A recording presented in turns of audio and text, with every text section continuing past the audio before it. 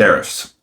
That's the thing everyone's talking about right now. It's some absolute madness happening in our world due to these things that just got thrown onto the scene a week ago. Not even a week ago. But I want to come at it from three angles, two of which with elements you might not have considered before. So the first angle, maybe you've heard it, but we're going to talk about what is actually meant by calling these tariffs reciprocal. Are they really reciprocal?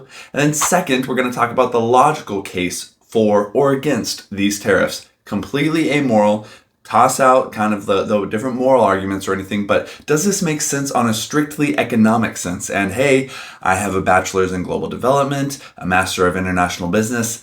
I know a little bit of what I'm talking about here on this topic. And third, the moral case. We're going to talk about how these tariffs are actually disproportionately impacting a lot of the poorest people across the globe. In fact, on top of the dismantling of USAID, this is kind of the second punch of a 1-2 punch from this administration against some of those people who really need the trade that is brought to their countries by the US. So let's break down these three categories and hopefully help you to escape lies, be better informed just as a citizen, and also as a Christian, consider the Christian worldview, the kingdom view of tariffs, international trade, and the least of these. Let's dive in. But before we dive in, hey, I'm Christopher, aka The Nerdy Christian. This channel here is all about things nerdy, ranging from theology to geopolitics and international affairs to media and the interplay of all three of those things. So let's get into it today, talking about these tariffs. First of all, are these tariffs really reciprocal? You might have noticed the Trump administration's line is, well, these are reciprocal tariffs, and since we're such nice guys, these countries that are charging us 90% tariffs, we're going to charge half that at 45%. And that's a rough estimate. It's actually like 92 is what they're saying, and they're saying 47%. But basically, that's what they're saying about all of these tariffs is they're charging us these amounts, we're super nice, so we're going to charge half of that to them. And that's just plainly not true. Now, they get around having to actually be accurate about this by saying, and non-tariff trade barriers. But even that isn't actually reflective of the situation at all. We aren't talking about quotas. We aren't talking about other forms of non-tariff trade barriers. The way that the administration actually calculated these things, as they've since admitted, is they took the trade deficit with these nations. So say a country sells $900 million worth of goods, or exports rather, to the US and only imports, say, $450 million from the US. And they say, well, that's the figure we're going with. That's what we're saying they tariff us. And then we'll go ahead and tariff them half of that. Now, this is a little silly for a wide variety of reasons, which we will get into, but most succinctly, it's just nonsensical to expect every nation on earth, especially some of the poorest ones out there, to buy as much from the US, which is an advanced economy with advanced manufacturing, which exports things like computer goods, airplanes, and other highly advanced manufacturing products. A country like Madagascar, fifth poorest in the world, yeah, they export way more to us than we export to them. But Madagascar is not exactly going to be buying planes from Boeing or chips from Nvidia. That's just silly, right? The Cato Institute did a full breakdown of this. I'll go ahead and show it here. In the blue is what we're saying these nations tariffed us, and in the yellow is what they actually tariffed us. And as you can see, what we're claiming is absolutely outrageous compared to the reality. So is the Trump administration being honest to you when they say that we're such nice guys, we're tariffing these nations at half of what they're tariffing us? No, there's no honesty in this framing whatsoever. Which brings us to the next point. Even if they were being honest, let's just talk about the logic of these tariffs. Now, there can be made a compelling case for different strategically targeted tariffs. Tariffs can be utilized to stunt the growth of a threatening power, to protect a vulnerable emerging U.S. industry, or even for purposes of national defense. However, universal tariffs serve no similar purpose. Universal tariffs, if placed on one nation, just universal across all products, are kind of like taking a shotgun to a tumor instead of a scalpel to remove it. You're just killing the patient altogether. Yeah, you got the tumor, but you also killed them. The patient in this case being any and all trade between these nations. Targeted tariffs would be the scalpel, just cutting out the toxic element of the trade relationship. Now, universal tariffs applied across the board, across the entire international trade system with the US, That is not like taking a shotgun to a tumor. That's like nuking the entire hospital. And then everybody's dead. So you've probably heard stuff about inflation and the retaliatory measures that end up in a spiral with tariffs. We don't need to cover that today. I want to cover a couple of aspects you might not have thought about. First off, a huge amount of resources that the US imports cannot be produced domestically. Either A, they're natural resources that just are not located in our nation. Cobalt, for example, is in the phone that I'm recording this on. It's in the phone or computer or whatever other electronic device you're watching it on. It's in every electronic vehicle. It's in almost all of the electronics we use. And 70% of it is located in the Democratic Republic of Congo.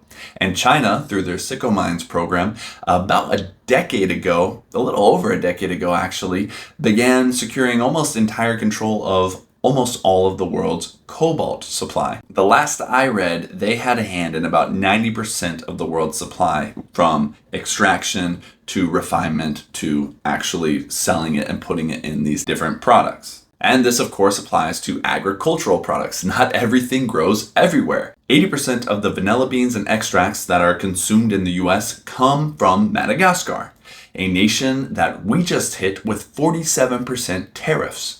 Do you know what that means? Because we can't grow vanilla anywhere in the US except for a tiny, tiny sliver of Florida.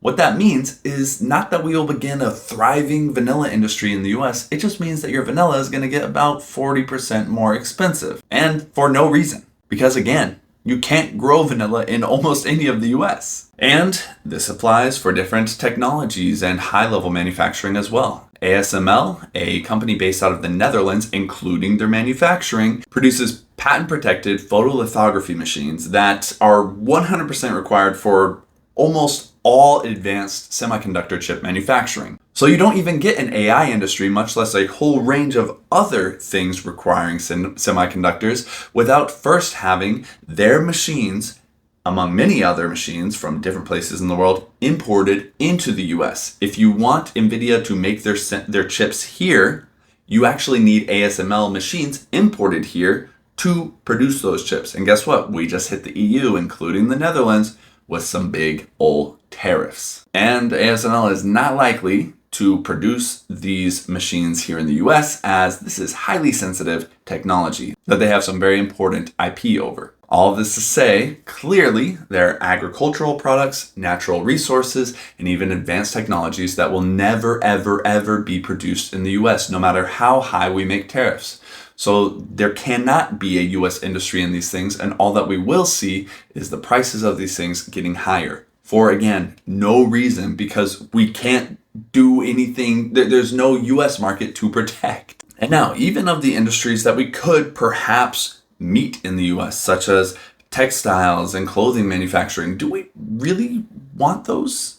I mean, these are some of the lowest paid jobs even in the economies that they're in sometimes. So if we bring them back home, they're not exactly likely to be middle market jobs here in the US. Again, we're probably looking at minimum wage or extremely low wage manufacturing jobs with low skill labor. Who will fill these jobs? Will they create enough economic value to be worth the economic cost that they're passing down the line of the supply chain to the US consumer? That's an important thing to consider really with all tariffs, even targeted ones. If they take more value out of the economy than they add in terms of jobs or value created here in the US, then they're just not worth it. And last of all, even if we got mid-level manufacturing jobs, best case scenario, wow, we got millions of jobs. They pay super well. Thank you, Trump. These are great. Even if that happened, guess what? The US economy is at full employment right now, at 4.1% unemployment.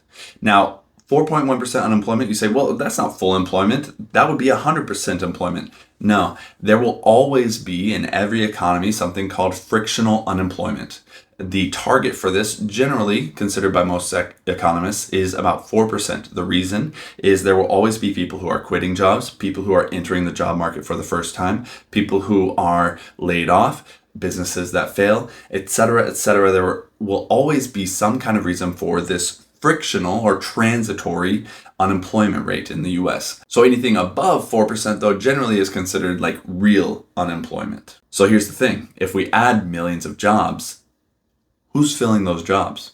Like, yes, the labor force participation rate is a bit low, and maybe some guys who have given up on the labor market would come out of it, although I think there's broader cultural things to be addressed there and some just value issues to be resolved with just the motivations of young men in our society. But this video is not about that. But even still, are there enough to fill millions of jobs? I don't think so. And even if you say, well, the people are underemployed right now, they might go from these minimum wage jobs to those mid-level jobs.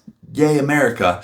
Yeah, but then someone's still got to do the minimum wage jobs. And in the US and most Western economies, the amount of labor is actually one of the pressing issues of our time as we are reproducing below replacement rate and people are beginning to retire out of the market, and we're seeing a kind of tightening labor supply. So the only solution to that is either automation or immigration. And in his first term, Donald Trump attempted to reduce legal immigration by 50% through this act. Now, that act did not pass, but that was in his first term. And I think we can all agree that this term is seeming a little bit more extreme. So if that was in his first term, I don't think he's going to be exactly increasing legal immigration in this second term. So automation? So are we canceling jobs overseas to bring jobs here just to automate them? Is all of this really worth that? Some things to consider. Altogether, you've got a pretty big cognitive dissonance here. Best case scenario, we create millions of jobs and then we need hundreds of thousands, if not millions of immigrants to help us to meet those jobs. And this administration has decided that they want the jobs, but they don't want the immigrants. And that's just a dissonant, incompatible approach to things. If all goes to plan, you've got to open up that immigration process. Bring in the masses to fill those jobs, baby. So we got the logical bits out of the way, which I hope you would consider. But then third of all, I'm a Christian, and for me, my faith and the moral aspects of every action matter. Character matters. I'm no social Darwinist. I do not believe in right by might. I believe that there is a certain way that people should be treated, that we have a responsibility, especially as the wealthiest nation in the world, to do things right and to behave in a way that uplifts our own people, yes, but that also, as possible, uplifts others. And these policies do the exact opposite. They actively harm others in some pretty significant ways. So we talked about Madagascar for a moment there. Let's just hone in on Madagascar. Fifth poorest country in the world, a huge export market of vanilla, cloves, and other relatively basic agricultural products and some clothing and textiles. And they just got hit with a 47% tariff by this administration. Are Madagascar's imports from the US about 10% of their exports to the US? Yes, there's a huge trade deficit there. But as I mentioned before, fifth poorest country in the world, do we really expect them to be purchasing the advanced manufacturing products that the US produces? Probably not. And on the other hand, we kind of need their products. Even, again, let's just make it purely logical. In the 18th and 19th century, you had colonial nations who gave a lot more to their colonizing nations than was sent to them. And that's kind of, for better or worse, what the relationship of the US is with a lot of these developing nations. We purchase way more from them because we get their natural resources, their agricultural products, different things from them that we can't get ourselves in our own countries. And that can work out well for them because it can give them an opportunity to develop their economy, to get some fledgling industry, and then begin to work their way up the ladder of economic development. So when we throw tariffs like this out there and just say, hey, because you can't afford to buy enough of our product, we're just not going to buy any of yours, or we're going to reduce demand in our economy for yours, that's just punching down. And yes, because these tariffs would increase the prices of, say, something like vanilla, and something like vanilla being something that is not a necessary product will have a high, what's called elasticity, so price responsiveness of the consumer. So when the price goes up, which it will due to a tariff, then people will buy less. That demand curve shifts. and thus you get less sold, and thus you get a hit to the vanilla industry and others in Madagascar and other developing nations' industries in which they export products to the US and now have received these high tariffs. One of the first things that this administration did when they came into office was absolutely dismantle and pick apart USAID. It's estimated that the work that's been interrupted of USAID will result in perhaps millions of deaths this year. About, if I remember correctly, 1.5 or 2.5 million. I'll put it up here, whichever one was correct, just from the lack of HIV/AIDS programming alone. Then there's a whole lot more past that, including food, different healthcare, malaria prevention, etc., etc. So we did that, and now that's the one punch, and now the two punch comes as we say, hey, not only are we not going to help you, we're going to actively harm you. We're going to harm your ability to do trade on the international stage and to access our markets, and just screw you. And that just doesn't feel good at all as an American, especially as an American who has traveled across South and Eastern Africa and has done work in these economies and has seen people trying their best to just kind of say like, hey, screw you guys, because political cheap shots, like it doesn't even logically make sense, because we're not going to have a vanilla industry here or cloves industry here or, a whole lot of that here in the US. We just wanted to make this political move, and yeah, it's going to damage our economy really significantly, but we're big, we're powerful, so we can do it. And what goes around comes around. God is very clear in the Old Testament prophets that he has a problem with the powerful bullying those who have less power. And fellow Americans, if we're not careful, we'll be the bad guys who the books of prophecy are written about. It doesn't matter how many people in our borders claim to be Christian if our nation's power itself is expressed in harm to the rest of the world. So these are some things for us to consider. If you are a Christian like me, is our nation being responsible with our economy? Are we being greedy to the point that not only we harm ourselves, because this greed is harming us, but that we're also harming others? Are we trying to pursue a path of right by might and social Darwinism, and thus kind of going against the gospel in pursuit instead of a gospel of power, wealth, and zero-sum games? Some things on the sides of lies to be wary of, logic to exercise, and morality to keep in mind for you to consider. Hope this has been helpful.